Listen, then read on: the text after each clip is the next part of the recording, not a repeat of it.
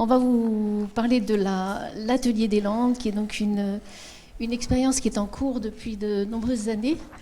Et alors là, on se place donc après l'intervention de Cyril, on est vraiment là dans le macro, mais toute l'idée, c'est précisément de faire des allers-retours avec un terrain potentiellement de façon très sensible avec le terrain. Voilà. Je prends quelques précautions. Donc, nous sommes une équipe d'architectes-chercheurs qui est intégrée à Passage. Ça fait déjà pas mal d'années, près de 15 ans, qu'on travaille notamment au niveau de l'enseignement dans des ateliers pédagogiques sur le territoire des Landes. Et alors, je présente les personnes qui sont autour de moi.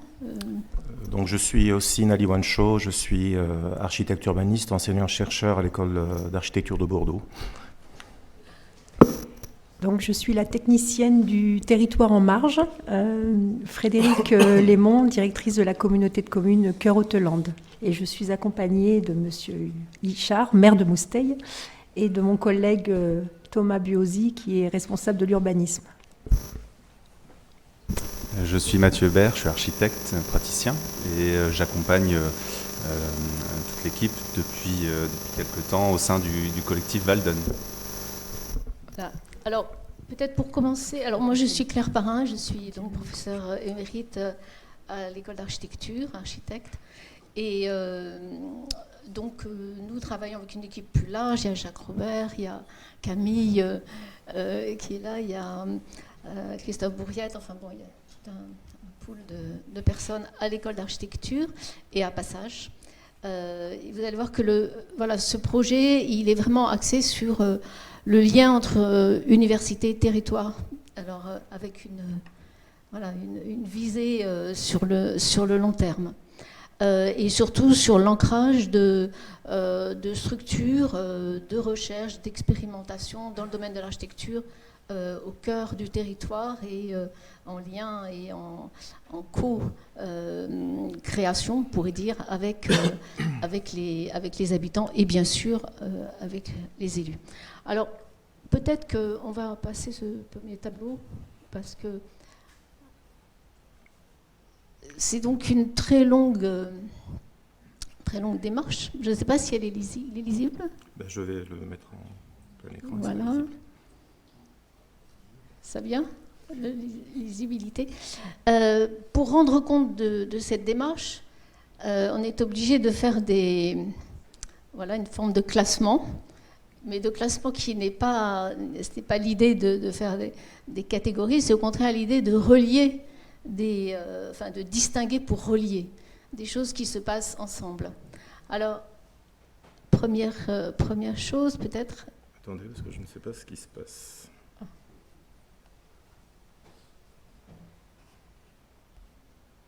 Voilà.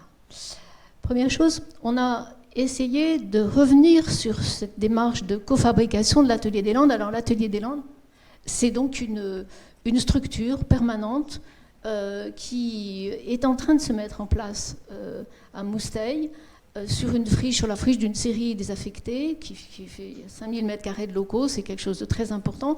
Et ce projet, en fait, est issu d'une foultitude, une centaine de projets étudiants qui se sont déroulés sur ce site depuis une quinzaine d'années, avec les enseignants dont j'ai parlé, et qui avaient toujours pour objet d'essayer d'aller au plus près, bien sûr, du ressenti des lieux, mais nous sommes peut-être moins sur ce versant que les paysagistes, mais surtout de la mobilisation et de la valorisation des ressources locales dans une sorte de logique d'économie circulaire, c'est-à-dire essayer de proposer des projets qui touchent à plusieurs domaines et à plusieurs types de ressources, qu'elles soient matérielles ou pas, et qui mettent en mouvement des interactions, des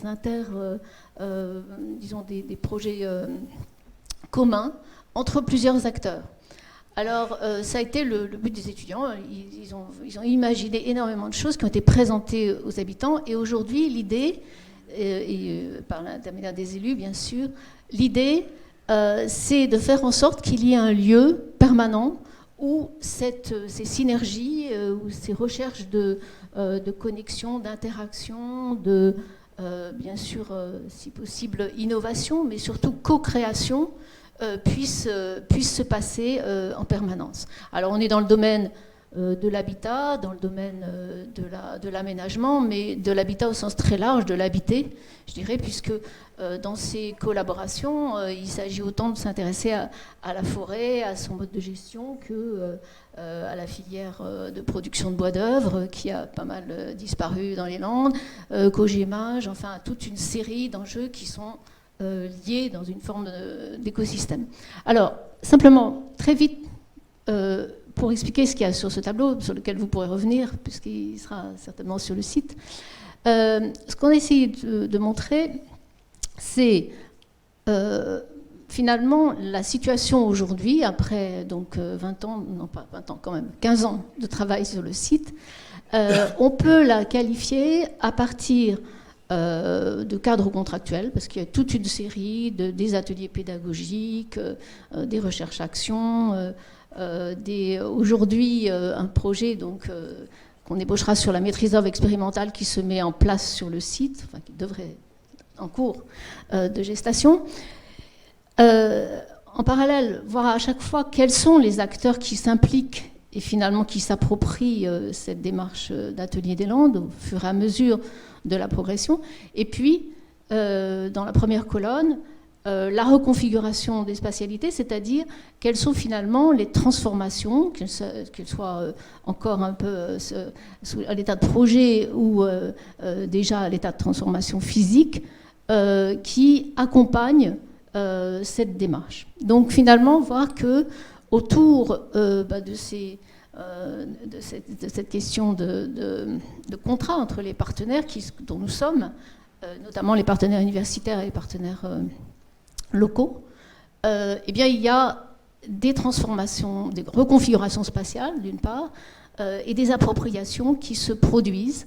Et ce qui nous a surtout intéressé avec la démarche Marginov, c'est de pouvoir mettre un peu en perspective toute cette évolution et de voir, c'est ce que vous voyez dans chacune de ces grandes lignes, il y a donc les faits, les actions, voilà. Dans une première phase, on a fait des ateliers pédagogiques, on a fait de la recherche-action, et puis on indique en dessous ce qui s'est passé, finalement, ce qui s'est passé en termes d'évolution des représentations du projet. Alors, il ne s'agit pas de parler de représentation partagée, parce qu'on sait bien que chacun a sa représentation parmi les acteurs, mais il y a petit à petit une expérience partagée de cette fabrication de projet. Donc, dans un premier temps, c'est vraiment la question de l'architecture qui apparaît comme un levier pour favoriser le recyclage, la valorisation des modes de production de ressources qui participent à l'écosystème local. On va voir que, alors là, déjà beaucoup de monde est impliqué, les étudiants, les enseignants, mais aussi le collectif Walden, dont on va parler, qui sont des professionnels qui vont maintenant suivre le projet, qui suivent le projet déjà depuis un moment, les élus, les habitants. Et puis, progressivement, la deuxième phase, c'est celle qu'on a vécue surtout au moment de Marginov, où là, il y a eu une recherche-action qui a été un peu façonnée pour parvenir à justement faire émerger, accompagner, je ne sais pas si c'est vraiment le terme, mais faire émerger avec les différents acteurs, et notamment la communauté de communes, qui est l'acteur principal, un projet qui va commencer à prendre corps parce que la communauté de communes a décidé à ce moment-là, 2019, d'inscrire, et ça a été avec succès, ce projet de réhabilitation du site de la Syrie comme projet structurant du contrat LEADER, c'est-à-dire du contrat de financement européen des actions d'aménagement du territoire, et donc avec des crédits très conséquents pour réhabiliter le site.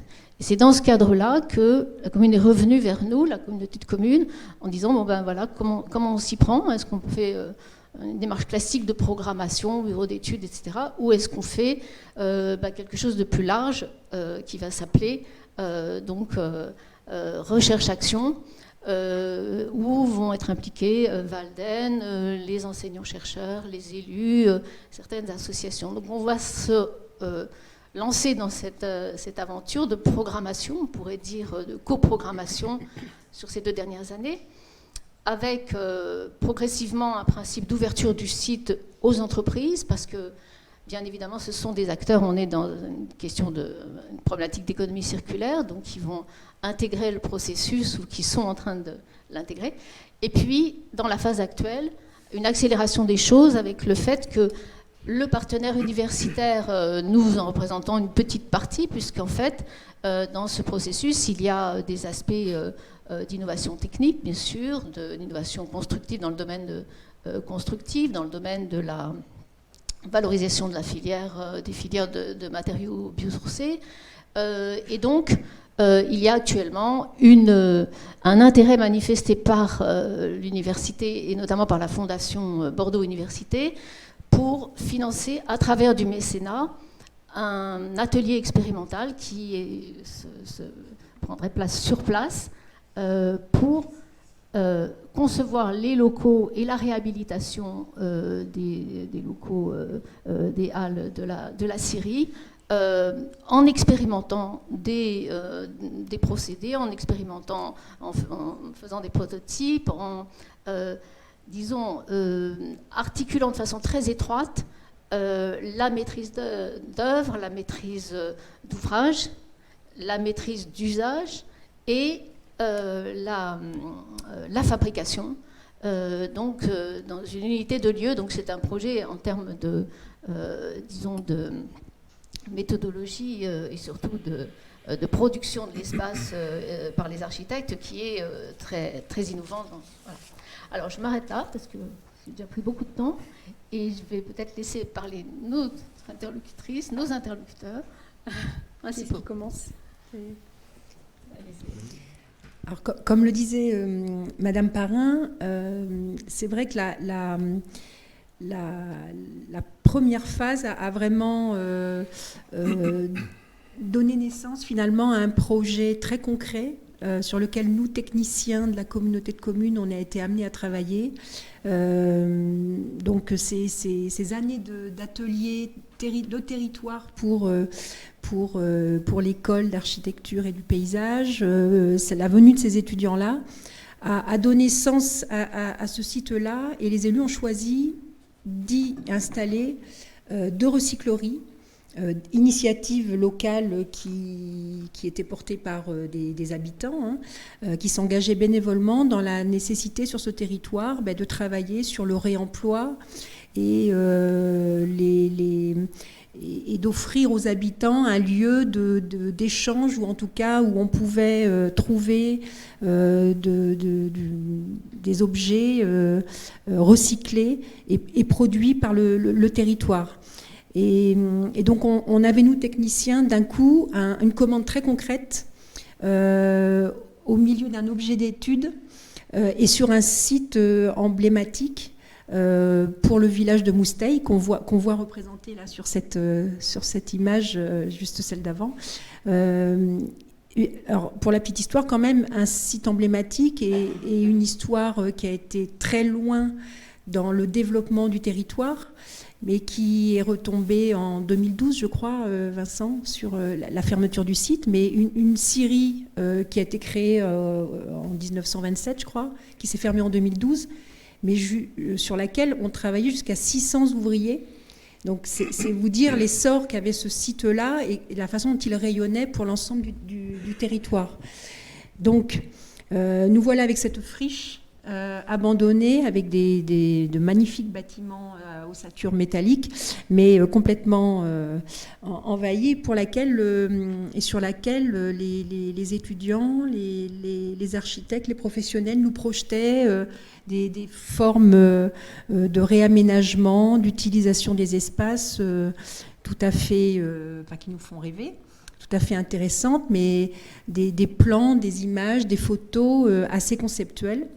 Et c'est le challenge que nous, on a eu à relever, c'est-à-dire répondre à la commande des élus. Nous installons 2 recycleries pour y créer un établissement recevant du public, classe 5, aux normes réglementaires, avec une toiture à désamianter, un réseau électrique à repenser complètement, et tout ça dans des échéances liées à nos partenaires financiers très contraints.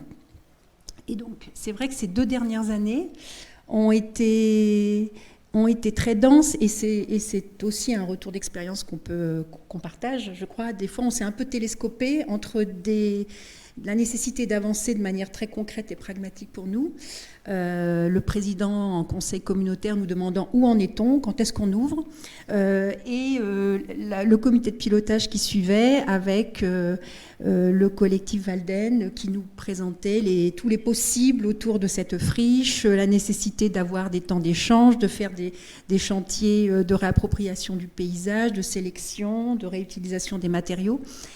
Donc voilà, on est sur un moment clé pour l'avenir du site où finalement nos partenaires ont compris qu'on s'inscrivait dans cette démarche à la fois temps long, et on se projetait sur cet atelier des Landes, et qu'on allait réussir à rentrer en phase très opérationnelle avec des travaux qui devraient être conduits à partir de septembre prochain, livrés au printemps prochain, de manière à ce que ce site soit ouvert au public, c'est important. Il trouve d'un coup sa première fonctionnalité d'ouverture au public, les ressourceries, recycleries, s'installant dans le premier hangar dans lequel on espère faire des travaux qui conviennent à tout le monde. On était encore en train d'en discuter tout à l'heure. Donc c'est en tout cas ces 2 premières années ont quand même mis en avant la façon d'inventer ensemble une façon de conduire la maîtrise d'œuvre, avec nos obligations réglementaires de commande publique, de règlement d'ouverture au public, de sécurité, d'attente de nos partenaires financiers. On a des échéances très précises pour le programme LEADER et la consommation des enveloppes financières. Voilà, donc on a essayé de mener ça de front, et j'avoue que les perspectives sont riches. Voilà. Merci Frédéric. Quelques mots, je vais être très bref pour le collectif Walden. Pour nous, c'était une véritable chance de pouvoir contribuer à une démarche socio-spatiale innovante, pour reprendre le terme consacré. Ça nous permet, nous, architectes praticiens, de contrebalancer une pratique professionnelle, je dirais classique, en changeant de perspective, d'être à la fois en amont de notre travail de maître d'œuvre, dans la définition des enjeux de développement du territoire. Ça nous permet d'être au contact avec les usagers, les habitants, les élus, de participer au renouvellement des rapports qu'entretiennent tous ces acteurs. Et de mon point de vue, ça fait maintenant 2 ans que je collabore, enfin 3 ans dans cette démarche, et j'y trouve un grand intérêt. Voilà, je passe la parole. On a encore 2 minutes ? Ouais. T'inquiète pas. Oui, on a des questions. Oui. Écoutez, c'est quelque chose que je vais ajouter, mais qui, je sais pas, j'espère que c'est pas anecdotique, mais effectivement, ce que j'ai trouvé assez intéressant, moi, j'ai en charge d'accompagner l'exécution entre guillemets des volets 2, 3 et 4 de ce partenariat de recherche-action. Et ce que j'avais trouvé particulièrement marquant et intéressant dedans, et c'est une discussion qu'on a pas mal entre nous, c'est effectivement comment les points de vue et les perspectives ont évolué de manière conjointe. Comment au début, avec toute la bonne volonté de toutes parts, on était dans des représentations, quelque vous avez parlé de télescopage, où effectivement on mettait peut-être les mêmes mots sur des choses légèrement différentes. Et ça a toujours été extrêmement intéressant de voir comment, après des séances de travail en commun et des ateliers, puisque c'est ça qu'on avait fait de nos comités techniques, des moments de travail en commun et non pas de présentation, ce qui était intéressant, c'est de voir que l'expérience partagée, vous disiez tout à l'heure que c'est moins des représentations partagées que de l'expérience partagée. Du coup, il y a donc une forme de compréhension par l'empathie qui a fait qu'ensuite, moi j'ai toujours été pas surpris, mais ça m'a toujours fraîchement accueilli de voir comment certaines choses qui étaient évoquées pour une première fois dans une séance de travail, ensuite elles étaient appropriées par la maîtrise d'ouvrage en face, qui quelquefois nous le rappelait en disant « mais n'oubliez pas tel ou tel principe, c'est-à-dire que quelque chose était mis sur la table et ensuite c'était complètement intégré dans le système. Et je trouve que le fait qu'on ait, comme les questions liées à l'espace, au paysage, à l'aménagement du territoire sont des questions de complexité, en fait, l'idée de travailler justement sur la multiplication de ces moments de partage, de médiation, d'échange et surtout de vivre des choses ensemble sur le terrain, ça a permis effectivement, et c'est ce qu'on a essayé de faire jusqu'à maintenant, de ne pas être ouvert à la complexité et puis à un moment donné de refermer entre guillemets le système et de rebasculer dans un mode plus conventionnel de production. Et je pense qu'on a réussi à tenir ça jusqu'à maintenant et surtout on a réussi à s'adapter à pas mal d'imprévus. Et je pense que ça, c'est une qualité justement des démarches un peu plus intuitives et empathiques. Voilà. Peut-être juste un petit mot pour conclure sur cette espèce de progression sur 15 ans. C'est que, en fait, c'est une sorte de démarche effectivement qu'on qualifie, c'est un mot valise, de bottom-up, c'est-à-dire c'est partir d'idées qui sont très très imprégnées des réalités locales, du vécu du territoire, pour faire émerger un projet et ensuite pour le faire remonter et lui donner une existence institutionnelle, mais ne pas faire l'inverse. Et en réalité, c'est ce processus qui passe donc par une forme d'accélération ces 3 dernières années. Au lieu d'aller vers une réduction, une simplification, un cloisonnement entre différents éléments de programme, il va au contraire de plus en plus vers une complexification. À chaque fois, chaque enjeu est relié à d'autres, une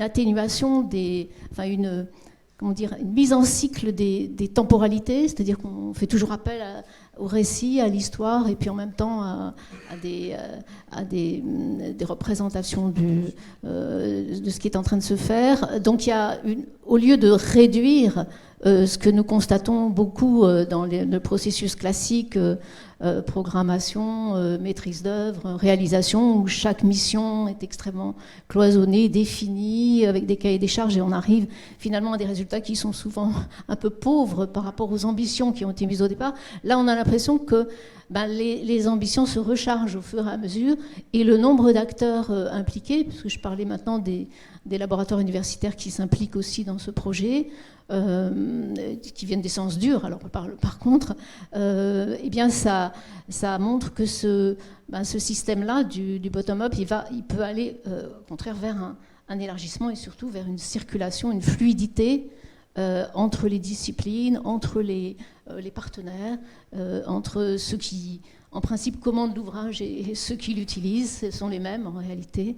Voilà, et la réflexivité qui est induite par la recherche dans tout ce processus, eh bien, elle a finalement cet objectif-là d'ouvrir et de rendre fluides ces différents modes de pensée qui habituellement sont très cloisonnés. Et pour confirmer tout ça, c'est maintenant aux côtés de l'ensemble de l'équipe que la communauté de communes réfléchit avec vous à créer et à porter un projet de groupement d'intérêt scientifique. Et l'objectif pour nous, il est de voir de quelle manière ce site, à nouveau, il rayonne sur le territoire. Il devient un atelier ressources sur l'innovation architecturale, mais avec toujours cette idée de réutiliser, de réemployer les richesses du territoire et notamment le bois, mais en tout cas ou tous les matériaux, parce qu'on avait aussi le verre sur la Haute-Lande, les minerais de fer. Enfin voilà, il y a beaucoup de choses qui sont devant nous et en tout cas, on a du travail pour les étapes 2, 3 et 4 à suivre. Et j'espère qu'ils seront concluantes. Alors, j'avais juste une petite remarque à faire. J'avoue qu'en 2020, quand on nous a dit ce serait bien d'inscrire tout ça dans un contrat recherche-action Marginov parce que vous êtes territoire en marge, j'avoue que ça a été assez brutal et on s'est un peu refermé en se disant mais comment nous sommes en marge Nous sommes donc en dehors, nous sommes voilà, une chose étrange vue de Bordeaux, et pourtant un territoire, je vous assure, on vit très bien, qui a ses difficultés aussi, et qui a besoin d'innover, parce que comme partout, on est rattrapé par des enjeux de transition en tout genre, et on a besoin peut-être plus encore d'innover vu la configuration du paysage et de l'économie rurale qui est la nôtre. Mais finalement, de travailler ensemble, là, on a compris que cette marche, c'était une page blanche sur laquelle on pouvait aussi écrire des choses intéressantes. Donc, voilà, il y a peut-être une conclusion dans vos travaux à faire remonter à la région sur cette notion de marge, qui est peut-être pas très connoté positivement pour les habitants qui le perçoivent. On est choisi territoire expérimental, vous allez innover dans votre marche. Mais finalement, c'est très positif et j'en remercie tous ceux qui sont venus porter le regard sur notre espace. Mais voilà, c'était mon petit message, ma petite humeur de fin de... Mais sur le mot marge, c'est très intéressant parce qu'il y a eu beaucoup de discussions justement dans nos rapports avec les non-chercheurs.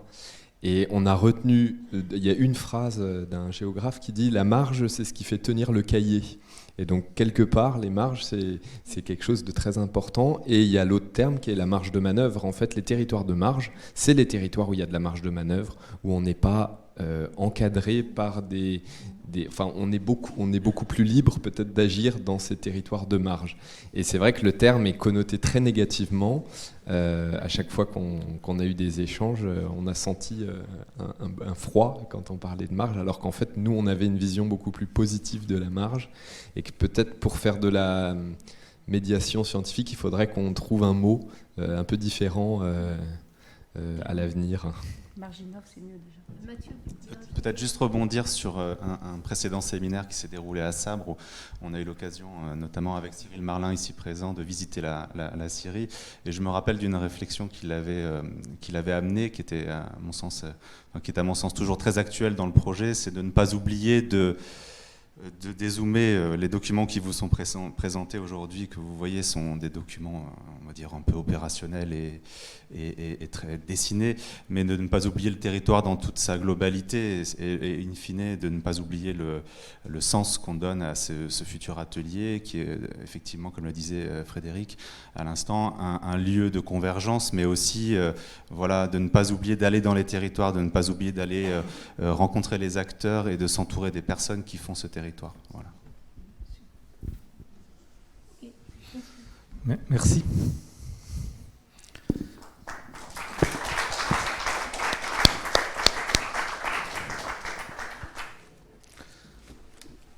Oui, donc, en revenant pas sur cette question de la marge, mais c'est vrai qu'on parle de périphérie, enfin voilà, il y a tout un vocabulaire qui est mobilisé.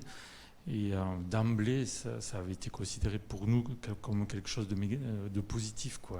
Donc voilà, c'était l'idée de ne pas utiliser ce qu'on entend beaucoup dans le langage courant, chez les médias et tout ça, la périphérie, quoi. Voilà. Donc, et de ne pas cantonner ça non plus simplement aux espaces ruraux. Donc voilà, il y a une réflexion au préalable. Et c'est vrai que par contre, on a entendu que de la part des territoires, voilà, il y avait une appréhension initiale, mais qui disparaissait assez vite quand on expliquait ce qu'on faisait, quoi. On a plus le sentiment de faire matrice, nous, et socle, sur lesquels sont posées des polarités, les agglomérations ou les principaux pôles urbains, que d'être une page blanche. En fait. Voilà, donc, on est bien d'accord. Non, mais c'est très important. Enfin, c'est cette notion de sémantique. Je pense que c'est peut-être à faire évoluer aussi. On est à ce stade-là où il y a une connotation par les universitaires, voilà, et puis un vécu. Et il y a peut-être à faire converger les choses. En tout cas, on est invité aujourd'hui, on vous en remercie. Ça marche. On prend une question peut-être, s'il y en a, ou alors on bascule. Moi, j'en ai peut-être une, mais c'est peut-être pour moi. Sur la question, peut-être aussi, Mathieu, tous les deux, vous avez parlé d'un comité, alors je ne sais pas, d'un espace en tout cas de discussion. On voit à travers les photos que ce n'est pas simplement une salle avec une table. Il y a aussi un dispositif d'atelier. Donc voilà, si tu peux faire aussi, vous pouvez en dire un peu plus là, sur comment se passe ce comité de pilotage. Il y a de différentes échelles. Il y a bien évidemment un comité de pilotage dans lequel sont conviés tous les acteurs institutionnels et participants au projet. Et puis après, nous, on a aussi, au sein de Walden, on s'est organisé des temps de travail collectifs, sur site notamment. Dernièrement, on a eu l'occasion de passer une semaine sur le site de la Syrie pour mener un atelier on va dire de valorisation, je ne sais pas comment l'appeler, mais en somme, un des bâtiments de la Syrie présente un intérêt pour le projet en termes d'accueil potentiel d'un lieu comment dire, de médiation, pour dire les choses comme ça. Un genre d'atelier, au final, on est allé préfigurer ce que pouvait être cet atelier simplement en nettoyant, en rangeant, en organisant, en sécurisant à minima ce bâtiment. Et voilà, au final, on s'est retrouvé à 5 architectes pendant une semaine sur site. Donc, les modalités d'intervention sont très variées, sont très différentes en fonction des situations et des besoins. Donc, voilà. Et c'est une véritable chance de pouvoir intervenir à différents niveaux. Peut-être juste rajouter un mot. Donc, le comité technique, il se réunit surtout à la mairie, que M. Ichard nous ouvre très généreusement, qu'il avait déjà ouvert à des étudiants qui sont venus passer carrément faire un module entier dans la mairie il y a quelques années, ceux qui ont fait le projet au départ.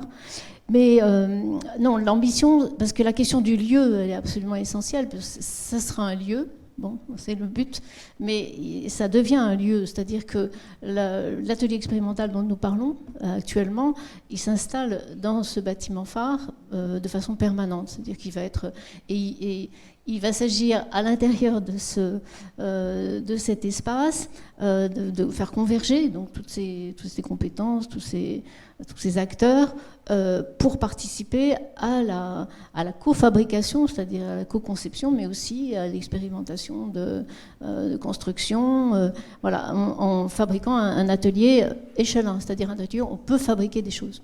Donc c'est le but là actuellement. Le financement de la Fondation de Bordeaux que nous venons d'obtenir de façon définitive, il consiste à équiper cet atelier échelon.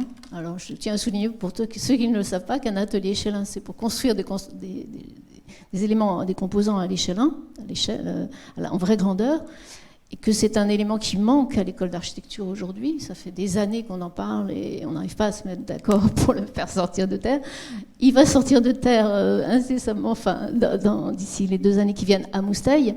Donc ça va aussi créer un point d'attraction pour l'école d'architecture. Donc ça c'est aussi très important, c'est-à-dire qu'il faut qu'il y ait vraiment cette espèce d'attraction. Ce ne sera plus une marge, ce sera un point d'attraction pour la métropole. Donc il y a tout ce va-et-vient aussi au niveau territorial et d'inversion des flux. Donc arriver à faire l'atelier échelon à Moustaï alors qu'on n'arrive pas à le faire sur le site de l'atelier du campus de Bordeaux, c'est quand même intéressant. Voilà. Je vais peut-être ajouter, si vous m'entendez, c'est bon, merci. En termes, on va dire, pratico-pratiques d'outils utilisés qui donnent une dimension concertée donc, au travail de programmation, c'est un travail de pré-programmation même qui est fait. Il y a des outils, notamment celui de la marche collective avec la maîtrise d'ouvrage, la reconnaissance et l'arpentage du territoire. Il y a des questions qui sont posées sur le rapport au centre-bourg, donc le fait de le parcourir ensemble, de le reparcourir et donc de le découvrir et pour certains de le redécouvrir. Ça a été justement des moments où se sont créés aussi des liens autour de certaines questions. Ça, c'était un des outils. Un autre outil, c'est le collectif Walden. Justement, le jour où on a fait ce travail donc, de diagnostic un peu en marchant, ça a été aussi de fabriquer une série de supports de type maquette, etc., où finalement on ramenait dans la salle des fêtes où on travaillait finalement une certaine matérialité pour reparler encore sur la base de ce qu'on avait vécu ensemble pendant 2 ou 3 heures sur le site, puisqu'il est distant d'une même pas 10 minutes à pied, un peu moins.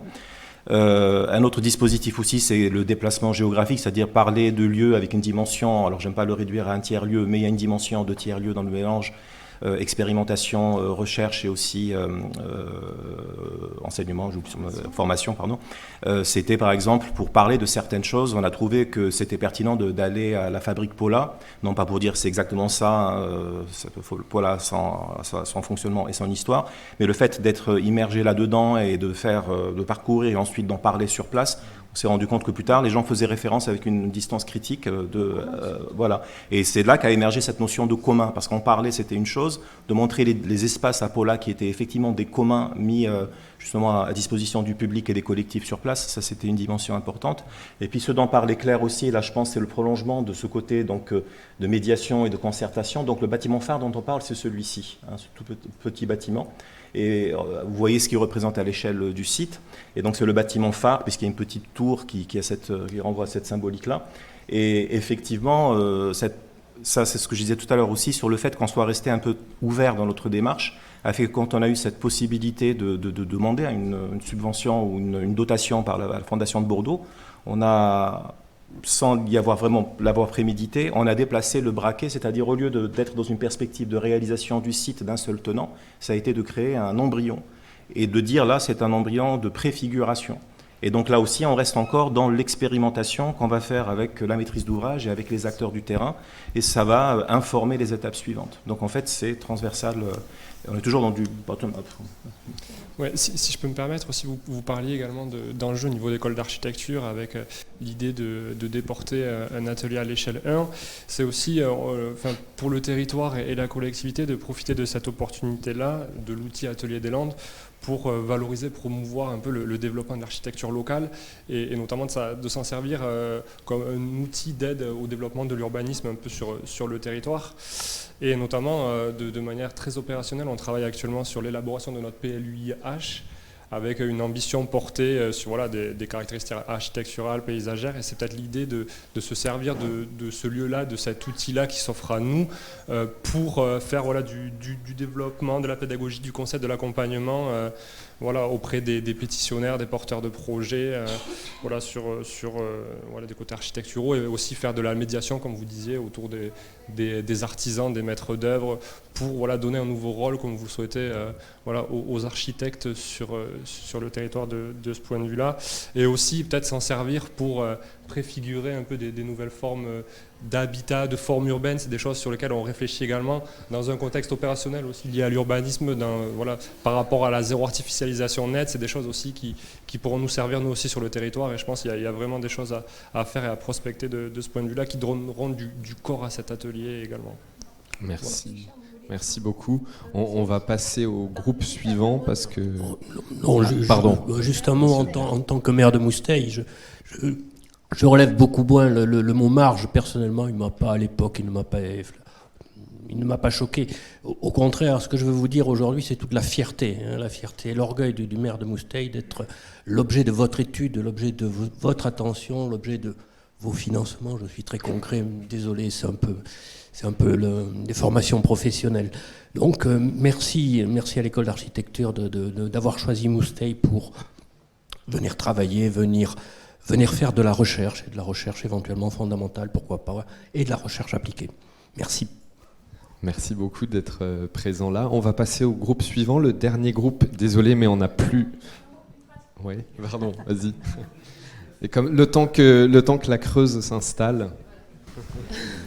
Non, je voulais juste ajouter que pendant ma thèse, j'ai commencé à créer un site internet qui recense les projets des étudiants pendant les 10 ans où ils ont fait des projets sur le territoire, où ils mettent en relation des ressources qu'ils ont identifiées sur le territoire, le bambou, un moulin ancien, etc. Toutes sortes de ressources, les aériaux, la façon d'utiliser les chênes.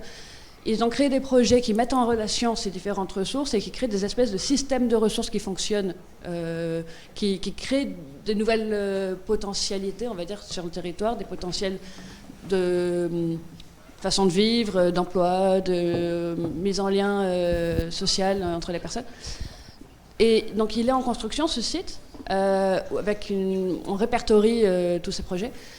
il devrait continuer à se compléter et puis il pourrait devenir du coup un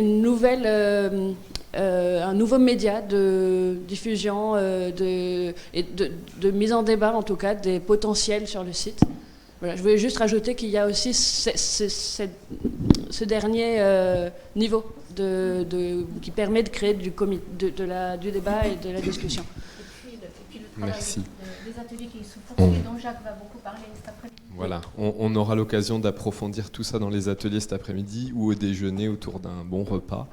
Et Camille, il faudra que tu m'envoies le lien vers le site parce que comme ça, on rajoutera tout ça dans la boucle.